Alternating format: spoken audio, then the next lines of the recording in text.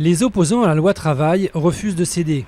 Les 7 organisations de salariés et de jeunes qui en réclament le retrait ont affiché hier soir leur détermination en fixant au jeudi 28 avril, après les vacances scolaires, une nouvelle journée de grève et de manifestation. Lancée à Paris il y a une semaine, la Nuit debout SM, elle, en province, à Nantes ou à Toulouse, et même à l'étranger comme ici à Bruxelles, ou ce soir à Valence en Espagne. La pénalisation des clients de prostituées enfin votée. Après 2 ans et demi de vifs débats parlementaires, l'Assemblée a définitivement adopté hier la proposition de loi PS. La France devient ainsi le 5e pays européen à sanctionner les clients, après la Suède, pionnière en 1999, la Norvège, l'Islande et le Royaume-Uni. Emmanuel Macron lance son propre mouvement politique. Baptisé En Marche, il ne sera ni à droite ni à gauche, a expliqué le ministre de l'économie à Amiens.